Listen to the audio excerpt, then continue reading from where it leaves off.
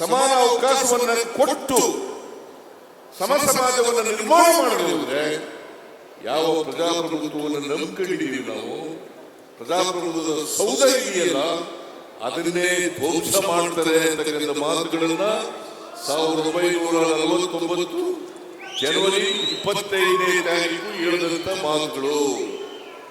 1949 November 25ನೇ ತಾರೀಕು. ಅದಕ್ಕೆ ನಾನು ಎಲ್ಲ ಜನರು ಕೂಡ ಸಂವಿಧಾನವನ್ನು ಓದಬೇಕು, ಕಾನ್ಸ್ಟಿಟ್ಯೂಷನ್ ಅಸೆಂಬ್ಲಿ ಡಿಬೇಟ್ಗಳೆಲ್ಲ ಓದಬೇಕು. ಅದು ಓದಿದ್ರೆ ಯಾರ್ಯಾರು ಕಾನ್ಸ್ಟಿಟ್ಯೂಷನ್ ಅಸೆಂಬ್ಲಿ ಮೆಂಬರ್ಗಳು ಮಾತಾಡಿದ್ದಾರೆ, ಹೇಗೆ ಈ ಸಂವಿಧಾನ ರೂಪಿತ ಆಯಿತು, ಯಾವುದ್ರ ಮೇಲೆ ಚರ್ಚೆ ಆಗಿದೆ, ಯಾವುದ್ರ ಮೇಲೆ ಚರ್ಚೆ ಆಗಿಲ್ಲ ಅಂತಕ್ಕಂಥದ್ದು ತಿಳ್ಕೊಳ್ಳಲಿಕ್ಕೆ ಸಾಧ್ಯ ಆಗ್ತದೆ. ಅದರಿಂದ ನಾನು ಯಾಕೆ ಈ ಮಾತನ್ನ ಪ್ರಸ್ತಾಪ ಮಾಡಿದೆ ಅಂತಂದ್ರೆ, ನಮ್ಮ ಪ್ರಜಾಪ್ರಭುತ್ವ ಉಳಿಬೇಕಾದ್ರೆ, ನಮಗೆ ಸ್ವಾತಂತ್ರ್ಯ ಸಿಕ್ಕಿದ್ರೆ ಅದು ಸಾರ್ಥಕ ಆಗಬೇಕಾದ್ರೆ ನಾವು ಸಮ ಸಮಾಜವನ್ನು ನಿರ್ಮಾಣ ಮಾಡಲೇಬೇಕು. ಇವತ್ತು ಅಸಮಾನತೆ ಸಮಾಜದಲ್ಲಿ ಇದ್ರೆ ಅದಕ್ಕೆ ನಾವು ಕಾರಣರಲ್ಲ,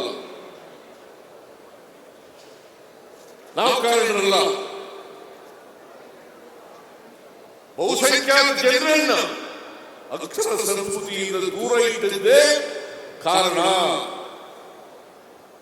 ಚತುರ್ವರ್ಣ ವ್ಯವಸ್ಥೆ ಕಾರಣ. ಇದನ್ನು ನಾವು ಅರ್ಥ ಮಾಡ್ಕೋಬೇಕಾಗುತ್ತದೆ. ಈ ಚತುರ್ವರ್ಣ ವ್ಯವಸ್ಥೆಯಿಂದ ಆರ್ಥಿಕ ಸಾಮಾಜಿಕ ಅಸಮಾನತೆ ನಿರ್ಮಾಣ ಆಯಿತು, ರಾಜಕೀಯ ಅಸಮಾನತೆ ನಿರ್ಮಾಣ ಆಯಿತು. ಇದು ಬದಲಾವಣೆ ಆಗಲೇಬೇಕು.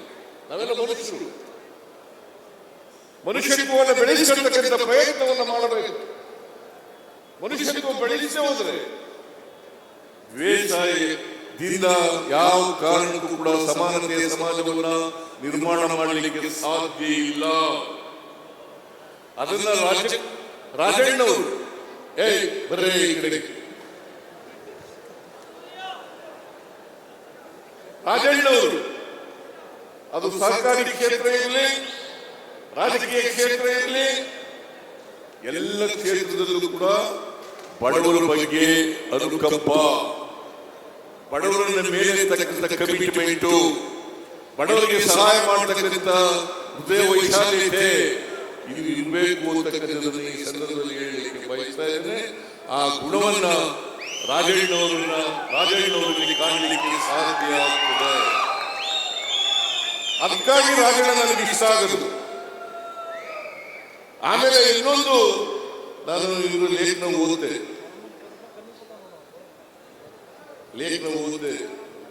ನೀವಿಬ್ರು ಒಂದೇ ಕಾಲೇಜಿನಲ್ಲಿ ಓದಿದಂತೆ, ಗಂಗನಮಯ ಒಂದೇ ಕಾಲೇಜಿನಲ್ಲಿ ಓದಿದ್ದು. ಇವರು ಲೇಖನದಲ್ಲಿ ಒಂದು ಬರೀತಾರೆ, ಏನಪ್ಪಾ ಅಂತಂದ್ರೆ ಯಾರು ಸ್ನೇಹಿತರು ಇರ್ತಾರೆ ಆ ಸ್ನೇಹಿತರಿಗೋಸ್ಕರ ಪ್ರಾಣವನ್ನ ಕೊಡ್ತಕ್ಕಂಥ ಪ್ರಯತ್ನವನ್ನ ಮಾಡ್ತಾರೆ ಅಂತ ಮಾತುಗಳನ್ನು ಹೇಳಿದ್ದಾರೆ. ಅದು ಒಳ್ಳೆಯ ಗುಣ. ಯಾವನೇ ಸ್ನೇಹಿತ ಆಗಲಿ, ಈಗ ಅವರು ಎಸ್ ಟಿ ಜನಾಂಗಕ್ಕೆ ಸೇರಿದವರು, ಇವರು ಎಸ್ ಸಿ ಜನಾಂಗಕ್ಕೆ ಸೇರಿದವರು. ಜಾತಿ ಮುಖ್ಯ ಅಲ್ಲ, ಸ್ನೇಹ ಮುಖ್ಯ, ಮನುಷ್ಯ ಸಂಬಂಧಗಳು ಮುಖ್ಯ. ಅಂತ ಸಂಬಂಧವನ್ನ ಏರ್ಪಾಡು ಮಾಡಿ ಸ್ನೇಹ ಇದೆಯಲ್ಲ, ಆ ಸ್ನೇಹದ ಬಂಧನ ಇದೆಯಲ್ಲ, ಅದು ಬಹಳ ಮುಖ್ಯ. ಆ ಸ್ನೇಹದ ಬಂಧನದಿಂದ ಅವರು ಯಾರೇ ಸ್ನೇಹ, ಇದು ಒಂದು ಉದಾಹರಣೆ ಅಷ್ಟೇ. ಗಂಗಾಧರಮಯ್ಯನವರು ಅವರು ಒಂದು ಉದಾಹರಣೆ. ಬೇರೆ ನಂಬದಂತ ಸ್ನೇಹ ಮಾಡದಂತ ಸ್ನೇಹಿತರನ್ನ ಅವ್ರಿಗೆ ಎಲ್ಲ ಔಷಧಿಗೆ ಹೋಗಿ ಸಹಾಯ ಮಾಡೋದಿದೆಯಲ್ಲ, ಅವರನ್ನ ಮುಂದುವರಿಸತಕ್ಕಂಥ ಪ್ರಯತ್ನ ಮಾಡತಕ್ಕಂಥದ್ದಿದೆಯಲ್ಲ, ಅದು ಬಹಳ ಒಳ್ಳೆಯ ಗುಣ ಅಂತಕ್ಕಂಥ ಮಾತುಗಳನ್ನ ಹೇಳಲಿಕ್ಕೆ ಬಯಸ್ತಾ ಇದ್ದೇನೆ. ನಾನು ಯಾಕಂತಂದ್ರೆ ಒಂದ್ಸರಿ ಮಧುಗಿರಿಗೆ ಹೋಗಿದ್ದೆ, ಒಂದು ಫಂಕ್ಷನ್, ಅನ್ನಭಾಗ್ಯ ಕಾರ್ಯಕ್ರಮ ಎಲ್ಲ ಕೊಟ್ಟಿದ್ದು ನಾವು. ಅಷ್ಟೊಂದು ಕಾಲ ಅನ್ನಭಾಗ್ಯ, ಈ ಅನ್ನಭಾಗ್ಯ ಅಂತ ಬರಬೇಕಾದ್ರೆ ರಾಮಚಂದ್ರಪ್ಪನವ್ರ ಕಾರಣ. ನಾನು ಕೇಳಿದೆ, ನಾವು ಬಡವರಿಗೆ ಅಕ್ಕಿ ಕೊಡಬೇಕು, ಅದಕ್ಕೆ ಏನು ಹೆಸರಿಡಬೇಕು ಅಂತ ಕೇಳಿದಾಗ ನಾನು BL ಶೇಖರ್ಗೂ ಕೇಳಿದೆ, ಇವ್ರಿಗೂ ಕೇಳಿದೆ. ಇವರು ಅನ್ನಭಾಗ್ಯ ಅಂತ ಹೆಸರಿ ಅಂತ ಹೇಳಿದವರು ಬರಗೂರು ರಾಮಚಂದ್ರಪ್ಪನವರು. ನಾನು BL ಶೇಖರ್ಗೂ ಕೇಳಿದ್ದೆ, ನಾನು ಯಾಕೆ ಅನ್ನಭಾಗ್ಯ ಕಾರ್ಯಕ್ರಮವನ್ನ ಜಾರಿಗೆ ತಗೊಂಡ್ಬಂದೆ ಅಂತಂದ್ರೆ, ನಮ್ಮ ಊರಿನಲ್ಲಿ ನಮ್ಮ ಮನೆಯಲ್ಲಿ ನಮಗೆ ಒಂದು ಆ ಕಾಲದಲ್ಲಿ ನಾನು ಸಣ್ಣ ಹುಡುಗನಾಗಿದ್ದಾಗ 6 ಎಕರೆ ಕರಿ ಜಮೀನು, ನೀರಾವರಿ ಜಮೀನು, ಕೃಷಿ ಜಮೀನು ಒಂದು 25-30 ಎಕರೆ ಇತ್ತು. ಆಗ ನಮ್ಮ ಊರಿನಲ್ಲಿ ಒಂದು 10% ಕರಿ ಜಮೀನು ಇದ್ದದ್ದು, 10% ಜನರಿಗೆ. ಇನ್ನು ಉಳಿದವರಿಗೆಲ್ಲ ಕೃಷಿ ಜಮೀನು. ಈ ಕೃಷಿ ಜಮೀನು ಇದ್ದಂತ ಜನ ಬಂದು ಅವ್ರ ಮನೆಯಲ್ಲಿ ಮಕ್ಕಳಿಗೆ ಸಣ್ಣ ಮಕ್ಕಳಿಗೆ ಬೇರೆ ಆದರೆ, ಜ್ವರ ಬಂದ್ರೆ, ನೆಗಡಿ ಆದರೆ ನಮ್ಮ ಮನೆ ಹತ್ರ ಬರೋರು. ಒಂದು ಬಿಸಿ ಅನ್ನ ಕೊಡಿ ತಾಯಿ, ನಮ್ಮ ಮಗುವಿಗೆ ಜ್ವರ ಬಂದಿದೆ, ನಮ್ಮ ಮಗುವಿಗೆ ಬೇರೆ ಆಗ್ತಿದೆ ಅಂತ ಕೇಳ್ತಿದ್ರು. ನಮ್ಮ ಮಗುವಿಗೆ ನಮ್ಮ ಅವ್ವ ಕೊಡೆ ಕರೆದು ಕೊಡೋಳು ಒಂದು ಬಿಸಿ ಅನ್ನ. ನಾನು ಅದನ್ನು ಕಣ್ಣಾರೆ ನೋಡಿದ್ದೆ. ಇದು ಯಾರು ಪರಮಾತ್ಮ ಎಲ್ಲರ ಮನೆಯಲ್ಲೂ ಕೂಡ. ಯಾಕಂದ್ರೆ ನಾವು ಅವತ್ತು ಐದೊಂದು ರಾಜನಿಗೆ ಅನುಭವ ಇದೆಯೋ ಗೊತ್ತಿಲ್ಲ, ಪರಮೇಶ್ವರಿಗೆ ಅನುಭವ ಇದೆಯೋ ಗೊತ್ತಿಲ್ಲ, ಬರಗೂರು ರಾಮಚಂದ್ರಪ್ಪನ ಅನುಭವ ಇದೆಯೋ ಗೊತ್ತಿಲ್ಲ. ನಾವೆಲ್ಲ ಅನ್ನ ಉಂಟಿದ್ದು ನೆಂಟರುಗಳು ಬಂದ್ರೆ ಹಬ್ಬದ ದಿನಗಳಲ್ಲಿ ಮಾತ್ರ. ನೆಂಟರುಗಳು ಬಂದ್ರೆ ಹಬ್ಬದ ದಿನಗಳು ಮಾತ್ರ. ಆಗ ನೆಂಟರುಗಳು ಬಂದ್ರೆ ಕೋಳಿ ಕುಯ್ಯೋರು. ಆ ಕಾಲದಲ್ಲಿ ಕೋಳಿ ಮಾಂಸ ತಿನ್ನೋದೇ ಒಂದು ದೊಡ್ಡ ಖುಷಿಯ ನಮಗೆ. ಅದು ಮಾಡೋರು, ಅನ್ನ ಮಾಡೋರು. ನೆಂಟರುಗಳು ಬಂದ್ರೆ ಹಬ್ಬದ ದಿನಗಳಲ್ಲಿ ಮಾಡೋರು. ಇಲ್ಲದೆ ಹೋದ್ರೆ ರಾಗಿ ಮುದ್ದೆ, ಜೋಳದ ಮುದ್ದೆ ತಿನ್ಬೇಕಾಗಿತ್ತು. ಇದು ನಮ್ಮ ಪರಿಸ್ಥಿತಿ ಇದ್ದದ್ದು. ನಾವು ಗದ್ದೆಗಳಲ್ಲಿ ಇಟ್ಕೊಂಡಿದ್ರು ಕೂಡ, ನೀರಾವರಿ ಜಮೀನು ಇದ್ರೂ ಕೂಡ ಆರೈಕೆ ನಮ್ಮ ಮನೆಯಲ್ಲಿ ಯಾವಾಗಲೂ ಕೂಡ ನೆಂಟರು ಬಂದ್ರೆ ಹಬ್ಬದ ದಿನಗಳಲ್ಲಿ ಮಾತ್ರ ಅನ್ನ ಮಾಡ್ತಿದ್ರು. ಇದನ್ನು ಕಣ್ಣಾರೆ ಕಂಡಿದ್ದೆ. ಅದಕ್ಕೋಸ್ಕರ ಎಲ್ಲ ಮನೆಗಳಲ್ಲೂ ಅನ್ನ ಉಣ್ಬೇಕು. ಯಾರು ಕೂಡ ಅನ್ನ ಉಣ್ಣದೇ ಇರಬಾರದು. ಎಲ್ಲ ಮನೆಗಳು ಅನ್ನ ಮಾಡಬೇಕು ಅಂತೇಳಿ ಅನ್ನಭಾಗ್ಯ ಕಾರ್ಯಕ್ರಮವನ್ನು ಜಾರಿಗೆ ತಗೊಂಡದ್ದು. ಗೊತ್ತಾಯ್ತು ನಿಮಗೆ? ರಾಜನಿಗೆ ಈ ಕಾರ್ಯಕ್ರಮದ ಬಹಳ ಪ್ರೀತಿ. ಈ ಕಾರ್ಯಕ್ರಮದ ಮೇಲೆ ಯಾಕೆ ಗೊತ್ತಾ? ಬಡವರು ಅನ್ನ ಉಂಟಲ್ಲ,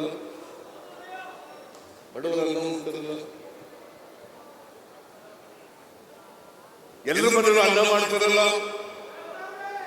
ಈಗ 10 kg ಮಾಡಿದ್ದೀವಿ, 5+5 10 kg ಮಾಡಿದ್ದೀವಿ. ಈ ಕಾರ್ಯಕ್ರಮ ಮಾಡಿದಾಗ ರಾಜಣ್ಣ ಸಲಹೆ ಕೊಟ್ಟರು. ಏನಂತ ನೋಡಿ ಸರ್, ಅನೇಕ ಜನ ಮಕ್ಕಳು ಚಪ್ಪಲಿ ಇಲ್ಲದೆ ಬರ್ತಾರೆ ಸ್ಕೂಲ್ಗೆ ಚಪ್ಪಲಿ ಇಲ್ಲದೆ ಬರ್ತಾರೆ. ನಾನು ಪ್ರೈಮರಿ ಸ್ಕೂಲ್ನಲ್ಲಿ ಇರುವಾಗ ಚಪ್ಪಲಿ ಇಲ್ಲದಾಗ, ನಾನು ಹೈಸ್ಕೂಲ್ ಸೆಕೆಂಡ್ ಇಯರ್ ಹೋದಾಗ ಚಪ್ಪಲಿ ಹಾಕಿರೋದು. ಅಲ್ಲಿವರೆಗೆ ಬರೀ ಕಾಲದಲ್ಲಿ ನಡೀತಾ ಇದೆ.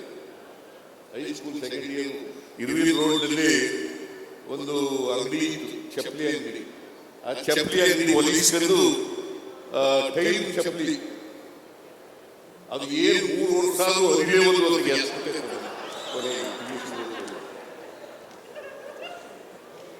ಅಂತ ಚಪ್ಪಲಿ ಇದು. ಅದಕ್ಕೆ ರಾಜಣ್ಣ ಹೇಳಿದ್ರು, ಬಹಳ ಜನ ನೀವು ಶ್ರೀಮಂತರ ಮಕ್ಕಳು ಶೂ ಹಾಕೊಂಡು ಬರ್ತಾರೆ, ಟೈ ಹಾಕೊಂಡು ಬರ್ತಾರೆ, ಯೂನಿಫಾರ್ಮ್ ಹಾಕೊಂಡು ಬರ್ತಾರೆ. ಇವರು ಪಾಪ ಬಡವರ ಮಕ್ಕಳು ಅವ್ರಿಗೆ ಶಾಲೆಗೆ ಬರ್ಬೇಕಾದ್ರೆ ಕಷ್ಟ. ಮನೆಯಲ್ಲಿ ಬ್ರೇಕ್ಫಾಸ್ಟ್ ಇರಲ್ಲ. ಈಗ ನಾವೆಲ್ಲ ತೆಂಗಳು ತಿಳ್ಬರಿ, ನೀವು ತೆಂಗಳು ರಾಗಿ ಮುದ್ದೆ ಅಥವಾ ಜೋಳದ ಮುದ್ದೆ ಮಜ್ಜಿಗೆ ಕಲಸಿದ್ದು ಊಟ ಮಾಡ್ಕೊಂಡು ಬರ್ತಿದ್ದವು, ಶಾಲೆಗೆ ಹೋಗ್ತಿದ್ದವು. ಬಡವರ ಮಕ್ಕಳು ಪರಿಕಾರದಲ್ಲಿ ಬರ್ತಾರೆ, ಅವರಿಗೆ ಶೂ ಮತ್ತು ಸಾಕ್ಸ್ ಕೊಡ್ತಕ್ಕಂಥ ಭಾಗ್ಯ ಮಾಡಬೇಕು ಅಂತೇಳಿ ಸಲಹೆ ಕೊಟ್ಟವರು ರಾಜಣ್ಣ.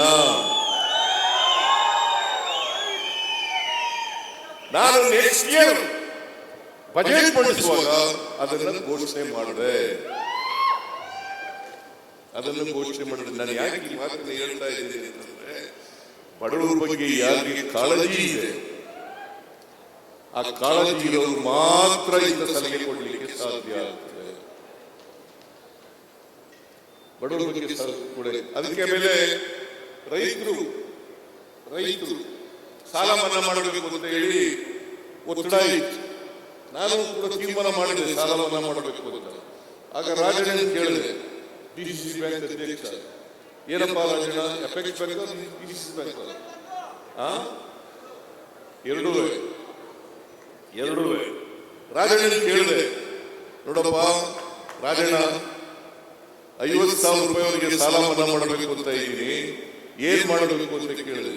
ಮಾಡಿ ಅಂತ ಹೇಳಿ ಅದನ್ನೆಲ್ಲ ವಿವರಣೆ ಕೊಟ್ಟದ್ದು ರಾಜಣ್ಣ. ಸಾಲ ಮನ್ನಾ ಮಾಡಲಿಕ್ಕೆ ಕಷ್ಟ ಆಗಿತ್ತು. ಈಗಲೂ ಕ್ಯಾಬಿನೆಟ್ ನಲ್ಲಿ ಕುಮಾರಸ್ವಾಮಿ ಸಾಲ ಮಾಡಬೇಕು ಬಿಟ್ಟು ಹೋಗಿದ್ದಲ್ಲ, ಅದಿನ್ನೂ ಬಾಕಿ ಇದೆ, ಅದನ್ನು ಕೊಡಬೇಕು ಅಂತ ಹೇಳಿ. ಯಾಕಂತಂದ್ರೆ ಇದು ರಾಜಣ್ಣನಿಗೆ ಹೆಸರು ಬರಲ್ಲ, ಬರದೇವರು ಕೂಡ ಕೊಡೋಣ ರಾಜಣ್ಣ. ಯಾಕಂತಂದ್ರೆ ರೈತರು ಸಂಬಂಧಪಟ್ಟಂತ ಕಾರ್ಯಕ್ರಮ ಇದು. ಕುಮಾರಸ್ವಾಮಿ ಹೆಸರು ತಗೊಂಡು ಸಾಲ ಮನ್ನಾ ಮಾಡ್ತೀನಿ 1 ಲಕ್ಷವರೆಗೆ ಸಾಲ ಮಾಡ್ತೀನಿ ಅಂತ ಹೆಸರು ತಗೊಂಡ್ರು. ಆದ್ರೂ ನಾವು ಉಳಿಕೆ ಹಣ 500 ಚಿಲ್ಲರೆ ಕೋಟಿ ಅಲ್ಲ, 300 ಚಿಲ್ಲರೆ ಕೋಟಿ, 300 ಚಿಲ್ಲರೆ ಕೋಟಿಯನ್ನ ಮುಂದಿನ ದಿನಗಳಲ್ಲಿ ಅದನ್ನು ಚುಕ್ತ ಮಾಡ್ತೀವಿ. ನಾನು ಸಣ್ಣ ಮನ್ನಾ ಮಾಡಿದಂತ ಬಡ್ಡಿ ಸ್ವಲ್ಪ ಹಣ ಉಳ್ಕೊಂಡಿತ್ತು, ಆ ಹಣನು ಕೂಡ ಮನ್ನಾ ಮಾಡತಕ್ಕಂಥ ಆ ಹಣನು ಕೂಡ ತೀರಿಸಿಕೊಟ್ಟಿದ್ದೇನೆ.